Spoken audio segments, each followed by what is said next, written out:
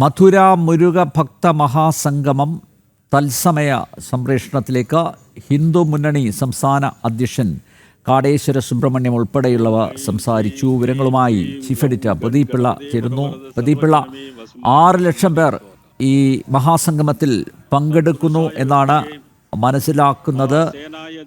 വിവാദങ്ങളിലൂടെ കടന്നുപോയ മഹാസംഗമം അത് ഭരണ നേതൃത്വത്തിന്, തമിഴ്നാട്ടിലെ ഭരണ നേതൃത്വത്തിന് ശക്തമായ മറുപടിയല്ലേ നൽകിയിരിക്കുന്നത് ജനപങ്കാളിത്തം കൊണ്ട്? വിശദാംശങ്ങൾ പ്രദീപ് പിള്ള.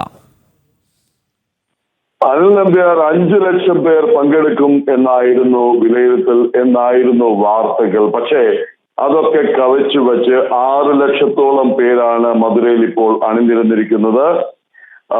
മുരുക ഭക്ത മഹാസംഗമം നടക്കും എന്ന് പറഞ്ഞ നാൾ മുതൽ ഇതിനെതിരെ നിരന്തരമായ തടസ്സങ്ങളും സൃഷ്ടിക്കാൻ ഔദ്യോഗിക തലത്തിൽ തന്നെ DMK ശ്രമിച്ചിരുന്നു എന്നുള്ളതാണ് അനിൽ പറഞ്ഞതുപോലെ ഇതിൽ ഏറ്റവും ശ്രദ്ധേയമായ കാര്യം. പോലീസിനെയും സർക്കാരിനെയും ഉപയോഗിച്ച് DMK അതിന്റെ രാഷ്ട്രീയ അജണ്ട നടപ്പാക്കാൻ ശ്രമിക്കുകയാണ്. തിരുപ്പുറംകുன்றത്തിൽ സംഗമിച്ച ഭക്തരാണ് ഇപ്പോൾ മധുരയെ മുരുക ഭക്ത മഹാസാഗരമാക്കി മാറ്റിയിരിക്കുന്നത്. മഹാസംഗമം എന്നായിരുന്നു പ്രഖ്യാപനമെങ്കിൽ, മഹാസംഗമം എന്നായിരുന്നു നാം പ്രതീക്ഷിച്ചതെങ്കിൽ മഹാസാഗരമായി മാറിയിരിക്കുകയാണ് മധുര. പോലീസിനെ ഉപയോഗിച്ച്, ജില്ലാ ഭരണകൂടത്തെ ഉപയോഗിച്ച് ഇതിന് തടസ്സങ്ങൾ സൃഷ്ടിക്കാൻ വഴിയിലൊക്കെ ഓരോ ജില്ലയിൽ നിന്നും പുറപ്പെടുന്നവർ അതാത് ജില്ലകളിൽ രജിസ്റ്റർ ചെയ്യണം. ഓരോ ജില്ലയിൽ നിന്നും പുറപ്പെടുന്ന വാഹനങ്ങൾ അതാത് ജില്ലകളിൽ രജിസ്റ്റർ ചെയ്ത് പാസ് വാങ്ങണം തുടങ്ങിയുള്ള ഒട്ടനവധി, ഒരുപക്ഷെ സാമാന്യ യുക്തിക്ക് നിരക്കാത്ത ഒരു സംസ്ഥാനത്തിന്റെ വിവിധ ഭാഗങ്ങളിൽ നിന്ന് മുരുക ഭക്തർ ഒരു മഹാസംഗമത്തിൽ പുറപ്പെടാൻ ഒരുങ്ങുമ്പോൾ അവർക്ക് പാസും രജിസ്ട്രേഷനും അടക്കമുള്ള നിയന്ത്രണങ്ങൾ ഏർപ്പെടുത്തി ഇതിനെ തടയാനും അതല്ലെങ്കിൽ പരാജയപ്പെടുത്താനുമുള്ള ശ്രമമാണ് ഉണ്ടായത്. ഇതാണ് ഹൈക്കോടതി നിശിത വിമർശനവുമായി എടുത്തു കളഞ്ഞത്. ഈ ഒരു നിർദ്ദേശം പോലീസിന്റെ അധികാര പരിധി എന്തെന്ന് പോലീസ് ആലോചിക്കണം. പോലീസിനെ നിശിതമായി വിമർശിച്ചുകൊണ്ടാണ് ഈ നിബന്ധനകളെല്ലാം റദ്ദാക്കി ഹൈക്കോടതി സുഗമമായി മുരുക ഭക്തർക്ക് ഈ മഹാസംഗമ വേദിയിൽ എത്താനുള്ള അവസരം ഉണ്ടാക്കിയത്. നാം ഓർക്കേണ്ടത് ഇതൊരു രാഷ്ട്രീയ സദസ്സായിരുന്നില്ല, ഇതൊരു രാഷ്ട്രീയ റാലി ആയിരുന്നില്ല, ഇതൊരു രാഷ്ട്രീയ സംഗമമായിരുന്നില്ല. മുരുക ഭക്തർ ഇന്ന് രാവിലെ മുതൽ നമ്മുടെ ലേഖകൻ അരുണാളത്തിനോട് സംസാരിച്ച ഭക്തരടക്കം പറയുന്നത് മുരുകൻ എന്ന് പറഞ്ഞു കഴിഞ്ഞാൽ ഇതൊരു ഭക്തി മാത്രമല്ല, മുരുകൻ ഞങ്ങൾക്ക് ദൈവം മാത്രമല്ല, കടവുൾ മാത്രമല്ല, മുരുകൻ ഒരു ഇമോഷനാണ്, മുരുകൻ ഒരു വികാരമാണ്, മുരുകൻ ഞങ്ങളോടൊപ്പം എപ്പോഴും ഉണ്ട് എന്നുള്ള വികാരം. ഇതിനെ വെല്ലുവിളിക്കാനാണ് DMK സർക്കാർ ശ്രമിച്ചത്. ഇതിനെ വെല്ലുവിളിക്കാനാണ് DMK എന്നുള്ള പാർട്ടി ശ്രമിച്ചത്. അപ്പോൾ 5 ലക്ഷം പേർ അണിനിരക്കും എന്ന് ഹിന്ദു മുന്നണി അറിയിച്ചിരുന്നുവെങ്കിൽ 6 ലക്ഷത്തോളം പേരാണ് മധുരയെ മുരുക ഭക്ത മഹാസാഗരമാക്കി മാറ്റിയിരിക്കുന്നത്. ഈ ദൃശ്യങ്ങളുടെ, ഈ മഹാസംഗമത്തിന്റെ തുടർച്ചയായ കവറേജ്, തുടർച്ചയായ റിപ്പോർട്ടുകൾ ജനം TVയിൽ തുടർന്നുണ്ടാവും. നീതിപീഠത്തിൽ നിന്ന് നീതി ലഭിച്ചു എന്നാണ് ഹിന്ദു മുന്നണിയുടെ സംസ്ഥാന അധ്യക്ഷൻ പറയുന്നത്. നമുക്ക് ദൃശ്യങ്ങളിൽ കാണാം.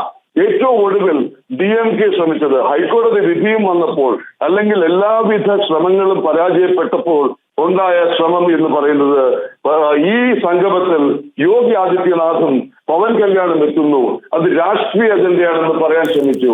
അതുപോലും കോടതി മുഖവിലേക്ക് എടുത്തു കളഞ്ഞു. നമുക്ക് അവിടെ പ്രസംഗിച്ച ഒട്ടേറെ പേർ പറഞ്ഞ് നമുക്ക് കാണാം. പ്രശ്നങ്ങൾ വകവയ്ക്കാതെ മധുരയിൽ ഭക്തർ ഒത്തുചേരുന്നു. സിനിമാ താരം രഞ്ജിത്ത് പറഞ്ഞു, ഭക്തരെ തടയാനാണ് ഈ DMK ശ്രമിച്ചത്. DMK ഇതിൽ പോലും ഭക്തരുടെ വികാരം, വിശ്വാസികളുടെ വികാരം ചോദ്യം ചെയ്യാനാണ് ശ്രമിച്ചതിന് നിശിതമായ വിമർശനം വിവിധ കോണുകളിൽ നിന്നുണ്ടായി. ഏറ്റവും ഒടുവിൽ വളരെ കൃത്യമായി ഹൈക്കോടതി ഇത് പറഞ്ഞ് വയ്ക്കുകയും. അല്ല പ്രദീപ് പിള്ള, അതായത് ഈ പരിപാടി നടക്കാനേ പാടില്ല എന്ന് ചിലർ വാശി പിടിച്ചു, ഷടിച്ചു, അതിന് അനുമതി നിഷേധിക്കാൻ ശ്രമിച്ചു. മാത്രമല്ല അവിടെ എത്തുന്ന ഭക്തരെ തടയാൻ വേണ്ടി പാസ് ഏർപ്പെടുത്താൻ നോക്കി. പക്ഷേ മദ്രാസ് ഹൈക്കോടതി അതൊക്കെ എടുത്ത് ചവറ്റുകുട്ടയിൽ എറിഞ്ഞു. നോക്കൂ, ഇത്തരം വിലക്കുകളെല്ലാം ഉണ്ടായിട്ടും അതെല്ലാം അതിജീവിച്ച് ലക്ഷക്കണക്കിന് ആളുകൾ, താങ്കൾ നേരത്തെ പറഞ്ഞ പോലെ ഇത് മഹാസംഗമമല്ല, മഹാസാഗരം തന്നെയാണ്. ആ സാഗരത്തിലേക്ക് ഇത്രയും ആളുകൾ ഒഴുകി എത്തുക എന്ന് പറയുന്നത് സംഘാടനത്തിൻ്റെ വിജയം തന്നെയല്ലേ? തീർച്ചയായിട്ടും കാടേശ്വര സുബ്രഹ്മണ്യത്തിന്റെ വാക്കുകൾ കടമെടുത്താൽ അദ്ദേഹം പറയുന്നു സർക്കാർ അസ്വസ്ഥരാണ്, DMK അസ്വസ്ഥരാണ്. ഇത് ജാതി മത ദേശ വ്യത്യാസമില്ലാതെയാണ് അവിടേക്ക് ഒഴുകിയിരിക്കുന്നത്. കേരളത്തിൽ നിന്ന് എത്ര ആയിരം പേർ അവിടേക്ക് ഒഴുകിയെന്ന് നമുക്ക് കണക്കില്ല. വിവിധ സംസ്ഥാനങ്ങളിൽ നിന്ന് എത്രയേറെ പേർ അവിടെ എത്തിയെന്നുള്ളത് നമുക്ക് കണക്കില്ല. ഒന്ന് ആലോചിക്കുവാനിൽ ശബരിമലയിലേക്ക് വരുന്നവർ, ഗുരുവായൂരിലേക്ക് വരുന്നവർ, തമിഴ്നാടാവട്ടെ അവിടുത്തെ മഹാക്ഷേത്രങ്ങളിലേക്ക് ചെല്ലുന്നവർ, അത് ബസ് പിടിച്ചായാലും കൂട്ടത്തോടെയാണെങ്കിലും ഒറ്റയ്ക്കായാലും പോകുന്നവർ ഒരു ഭാഗത്ത്, മറുഭാഗത്ത് DMK അടക്കമുള്ള രാഷ്ട്രീയ കക്ഷികൾ നടത്തുന്ന മഹാറാലികൾ, അതിൽ പങ്കെടുക്കാൻ പോകുന്നവർക്ക് രജിസ്ട്രേഷൻ ഏർപ്പെടുത്തിയ ചരിത്രമുണ്ട്. ഇവർ രാഷ്ട്രീയവും വിശ്വാസവും ഭക്തിയും എല്ലാം കൂടി വികാരവും കൂടി കൂട്ടിക്കുഴയ്ക്കാൻ ശ്രമിച്ചപ്പോഴും നമ്മൾ എന്താണ് മനസ്സിലാക്കേണ്ടത്?